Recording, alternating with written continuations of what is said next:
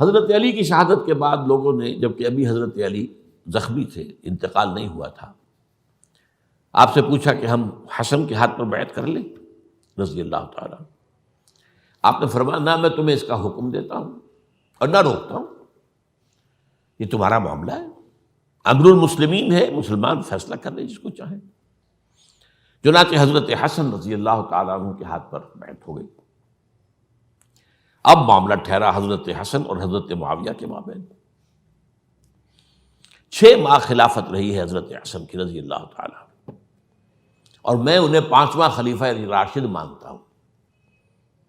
ابو بکر، عمر، عثمان، علی، حسن، انہوں نے کوئی اپنی قوت سے خلافت حاصل نہیں کی تھی، بلکہ مسلمانوں نے انہیں خلیفہ بنایا تھا. لیکن یہ اس قدر صلح جو انسان تھے، بہت نرم طبیعت کے انسان. جب انہوں نے دیکھا کہ یہ تو پھر خوریزی کا معاملہ ہو رہا ہے، ابھی معاویہ کے پاس 40,000 کا لشکر تھا، ان کے پاس بھی بڑا لشکر موجود تھا، بلکہ 40,000 ان کے پاس تھا، حضرت معاویہ کے پاس اس سے بڑا تھا.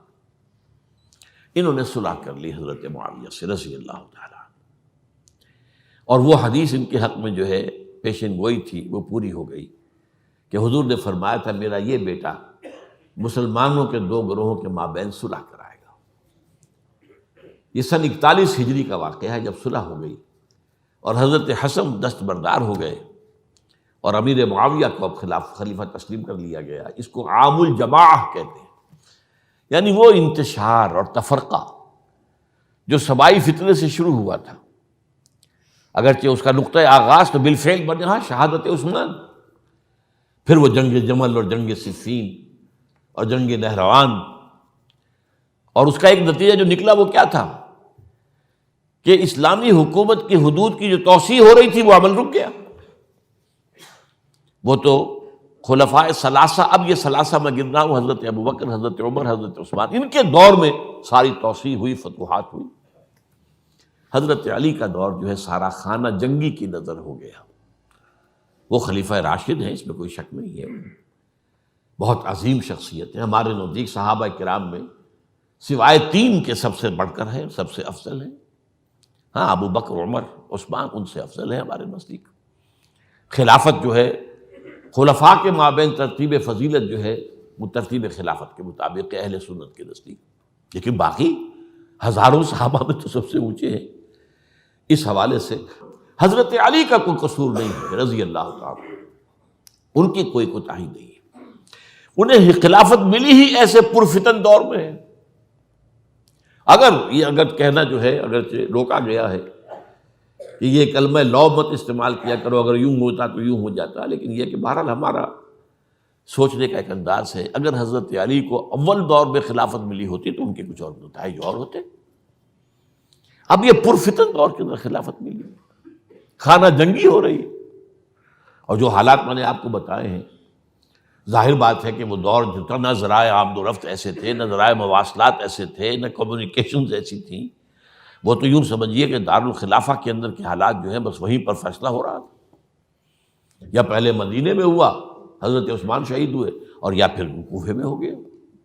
وہ تو اصل جو بھی طاقت اس مرکز کے اندر جس کے پاس طاقت تھی اسی نے جو بھی اپنا فیصلہ ہے وہ منگوا لیا.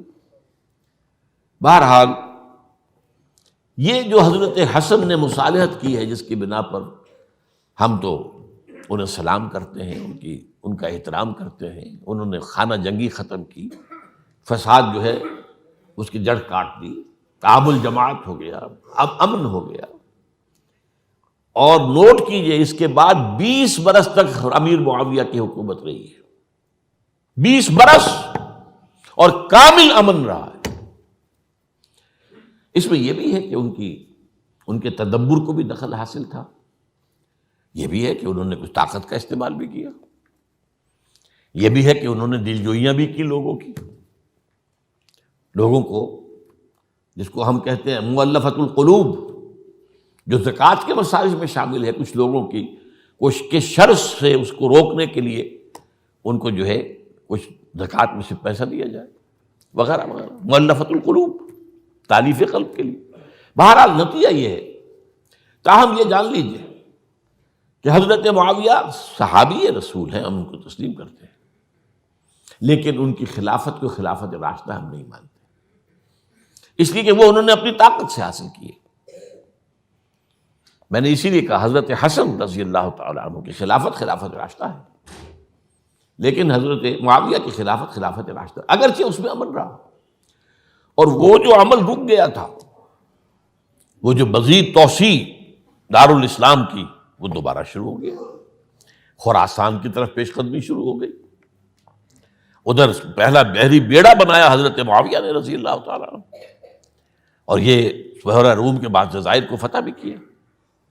انہی کے زمانے میں مسلمان فوجیں جو ہیں استنبول تک پہنچ گئی، قسطنطنیہ تک، قسطنطنیہ کی فصیل تک پہنچ گئے، اگرچہ فتح نہیں ہو سکا قسطنطنیہ اس وقت، وہ تو بعد میں کئی سو سال بعد ترک جو خلیفہ تھا اس کے ہاتھوں فتح ہوا، محمد فاتح، لیکن یہ کہ باہر پہنچ گئے تھے وہاں تک، یہ عمل بھی شروع ہو گیا۔ لیکن انہی لوگوں نے حضرت حسن کو گالیاں دی اس کام پر کہ تم نے صلح کیوں کی، امیر الکافرین کہا، امیر المنافقین کہا، اور انہیں خطاب یا عار المومنین، اے مومنوں کے لیے عار کا اور شرم کے باعث، اور ان کے خیمے پر حملہ کیا، اسے جلایا، ان کی جان کے در پہ تھے کہ تم نے صلح کیوں کی۔ یہ اکھڑ لوگ، یہ لوگ، اس کے بعد اب میں صرف اشارہ کر رہا ہوں، یہی لوگ تھے اصل میں جو 20 برس کے بعد پھر جو حادثہ سانحہ کربلا ہوا ہے اس کا مین کردار یہ تھے۔ صرف چند جملے اس وقت کہوں گا، سانحہ کربلا پر میرا کتاب جو موجود ہے وہ آپ پڑھیے۔ حضرت معاویہ رضی اللہ تعالیٰ عنہ کو مغیرہ ابن شعبہ ایک بزرگ صحابیوں میں سے تھے، انہوں نے مشورہ دیا کہ دیکھیے آپ کی خلافت سے پہلے 4 برس تک خانہ جنگی رہی، 1 لاکھ کے قریب مسلمان ایک دوسرے کی تلواروں سے ختم ہو گئے۔ اب اگر وہ زمانہ گزر گیا، کبار صحابہ تو فوت ہو چکے، بڑے صحابہ تو گئے، اب تو یہ 9 مسلم جو فتح کے بعد ایمان لائے یا اس کے بعد ایمان لائے جبکہ سورہ توبہ کی آیات نازل ہو گئی، اب تو یہ لوگ، یا پھر اب نئے لوگ جو مفتوحہ علاقے میں ایمان لا رہے ہیں، مسلمان ہو رہے ہیں۔